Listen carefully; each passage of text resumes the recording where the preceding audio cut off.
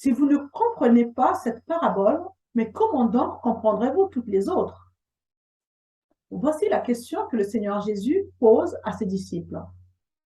Bonjour les audacieuses de la foi et bienvenue sur la chaîne Osez vaincre. Sur quel type de sol te trouves-tu aujourd'hui, en ce moment? Je vous propose qu'on puisse partager sur la parabole du semeur. Le Seigneur Jésus pose cette question à ses disciples en disant, si vous ne comprenez pas cette parabole, comment donc comprendrez-vous toutes les autres? Et cette question se dresse également à nous aujourd'hui. Cela signifie que nous devons comprendre cette parabole pour avoir une bonne compréhension du fonctionnement du royaume. C'est donc la clé qui nous permet de comprendre toutes les autres paraboles. Amen. Voilà pourquoi nous allons passer un peu de temps là-dessus, à partager ensemble, et je vous invite à lire Marc 4, versets 13 à 20, pour avoir une meilleure compréhension de tout ce que je vais partager. Voilà. Le royaume de Dieu fonctionne sur la loi de la semence. Amen. La nature est une bonne illustration de ce qui se passe dans le monde spirituel, où le semeur est Dieu, la semence est comparée à la parole de Dieu et la terre représente votre cœur. Donc, dans cette parabole, il est question de 4 types de sols différents. Le premier type de sol est un sol dur et compact où la semence n'a jamais pénétré le sol. La semence a juste été posée au sol et les oiseaux du ciel sont venus la manger. Sur le deuxième type de sol, la semence a trouvé un peu de terre, mais le sol était pierreux. Avec peu de profondeur, la semence a germé, mais elle est morte avant d'avoir produit des fruits. Le troisième type de sol, c'est un sol où se trouvent des ronces avec beaucoup de plantes épineuses et plusieurs autres choses qui viennent étouffer la semence. Il y avait quelques fruits, mais ils ne sont pas arrivés à maturité. Le dernier type de sol est un sol qui produit du fruit, avec un rapport de 30, 60 et 100 pour 1. Ces quatre types de sol parlent de 4 différents états de cœur des gens. À un moment donné de la vie, chacun de nous se trouve à un type de sol qui est représenté dans cette parabole. Cependant, cette histoire ne nous autorise pas à catégoriser les gens, à les étiqueter dans une certaine catégorie. Amen. Car la grâce est disponible pour tout le monde. Mais nous ne recevons pas la révélation de la parole en même temps. Ce qui signifie que chacun avance à son rythme. Amen. Il s'agit donc de 4 différents états de cœur qui sont progressifs, ce qui signifie que c'est un processus. Il y a donc des étapes. Donc, le premier type de sol est celui où Satan a un accès total. Il vient, il vole la parole parce que la semence n'est jamais rentrée dans le cœur. Et nous lisons dans Matthieu 13, verset 18 à 20, où il est écrit que ceux qui entendent parler du royaume et ne comprennent pas sont au bord du chemin où la semence est semée, le mauvais arrive et s'empare de ce qui a été semé dans leur cœur. Remarquez qu'il est dit qu'ils entendent, mais ne la comprennent pas. Donc, si nous regardons à ce que nous venons de lire, c'est donc votre compréhension qui détermine si la parole touche votre cœur et pas uniquement vos pensées. Si vous ne comprenez pas la parole de Dieu, alors Satan a un accès total pour venir la voler. Donc, ce qu'il faut retenir dans ce premier cas, c'est que pour voir la parole de Dieu agir dans votre vie, vous devez absolument la comprendre. Donc, la compréhension de la parole est donc l'une des clés qui vous permet de vous enraciner dans la parole. Nous lisons dans Éphésiens 4, versets 17 à 18, je lis la parole. C'est pourquoi je vous dis ceci, et j'insiste au nom du Seigneur, ne vivez plus comme ceux qui ne connaissent pas Dieu. Leurs pensées ne mènent à rien. Leur intelligence et dans la nuit, et ils ne participent pas à la vie de Dieu. En effet, ils sont ignorants parce que leur cœur est fermé. Waouh! C'est fort comme verset. Vous savez, lorsque nous étions à l'école, certaines matières nécessitaient plus de travail que d'autres. Nous avons besoin de fournir plus d'efforts. Dans certains cas, enfin, moi personnellement, c'était la comptabilité analytique et les maths financières. Cela nécessitait pour moi plus d'entraînement à la maison pour essayer de comprendre ces deux matières. Et lorsque je ne comprenais pas, ce que je faisais, c'est de m'entourer des personnes qui avaient une bonne compréhension de ces deux matières afin de m'éclairer. Amen. Donc, il en est de même en ce qui concerne la parole de Dieu. Lorsque vous ne la comprenez pas, faites en sorte d'être entouré des personnes qui peuvent vous aider à la comprendre, afin de ne pas laisser un accès total à Satan pour venir voler cette parole. C'est ainsi que vous grandirez dans la foi. Vous savez, c'est le désir de Dieu que vous puissiez comprendre sa parole. La parole, ce n'est autre que Christ. Christ est le chemin, la vie et la vérité. Et les paroles de Dieu sont esprit et vie. Amen. La parole est votre mode d'emploi. La parole est le GPS que vous utilisez pour fonctionner dans ce monde. Amen. Dieu, qui est l'auteur de toute intelligence, il vous a aussi équipé pour vous donner cette faculté de comprendre sa parole. Amen. Dieu nous a envoyé le Saint-Esprit, qui est le meilleur enseignant pour nous instruire.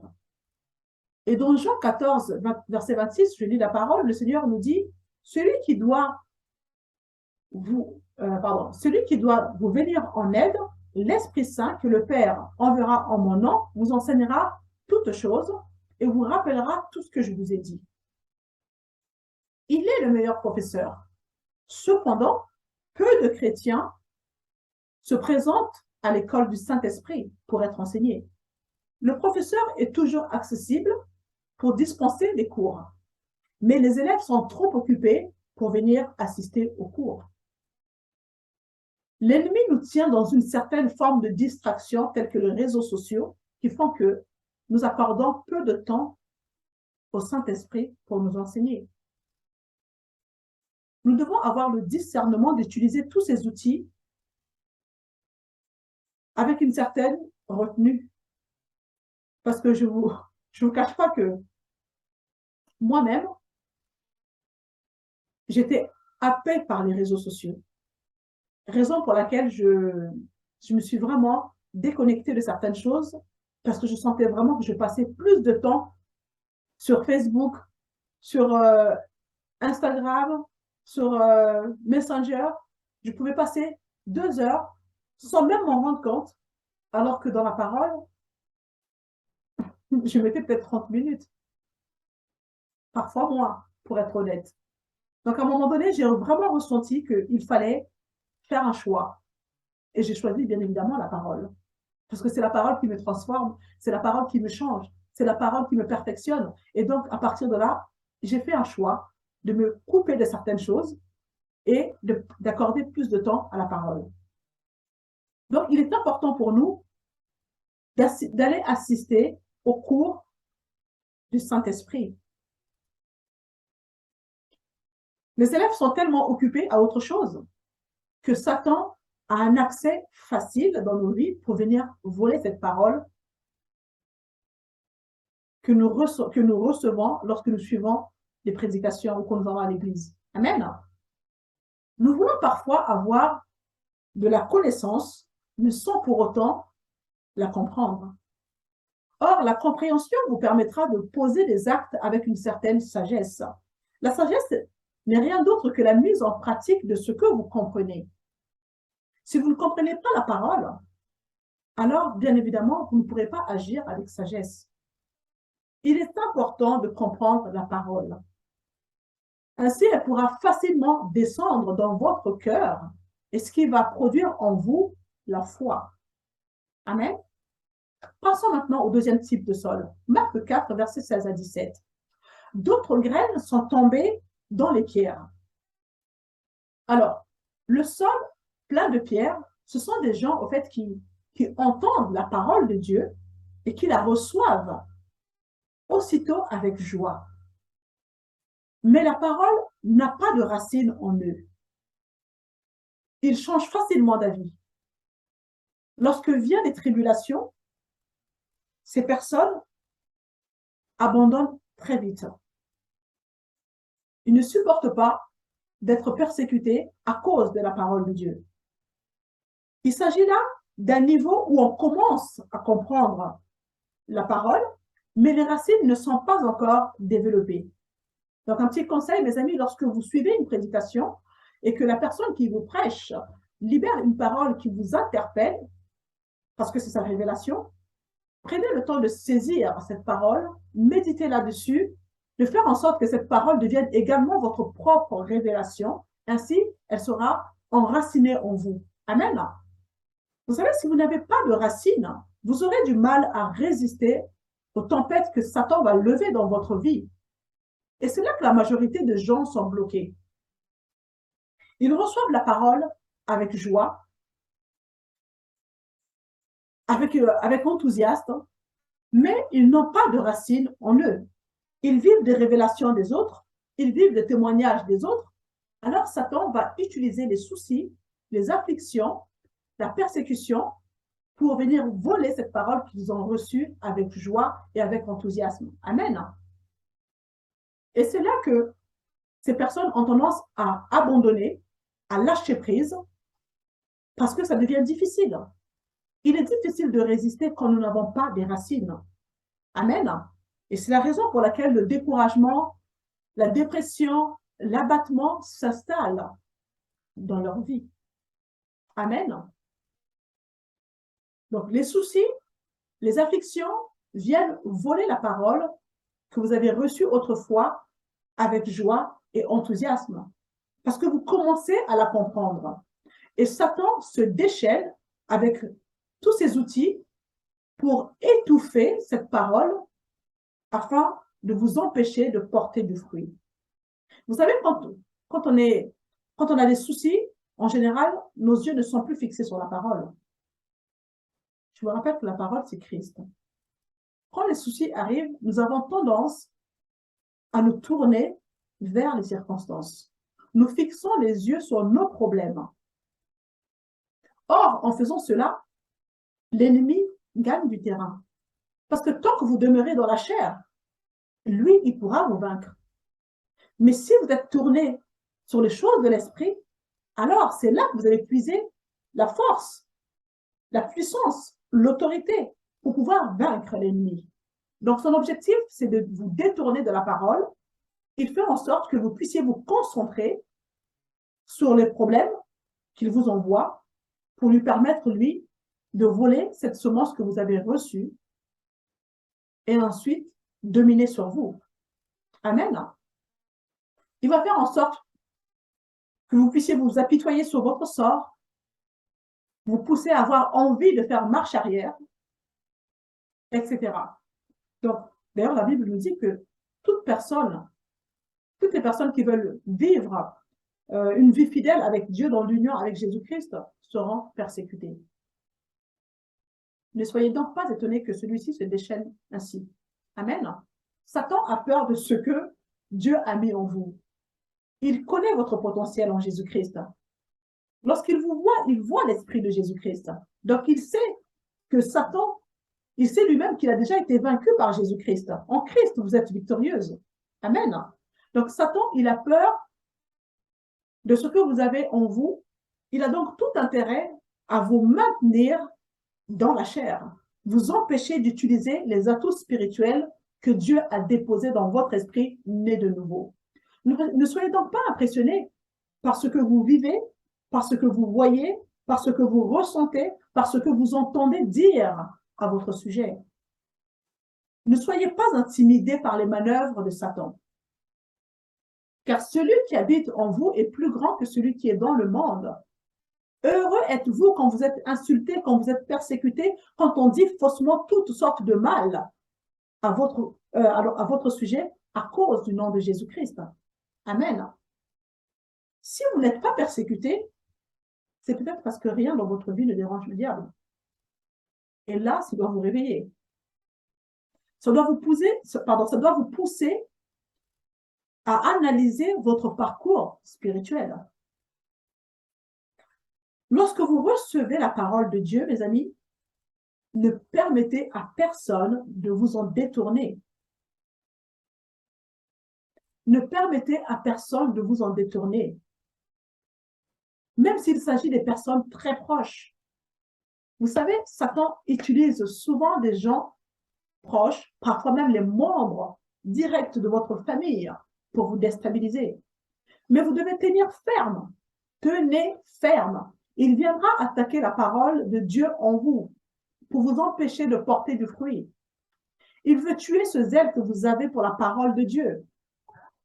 Car il sait que si la parole s'enracine en vous, vous aurez cette audace de libérer la puissance de Dieu dans votre vie et dans la vie des personnes qui vous entourent. Amen.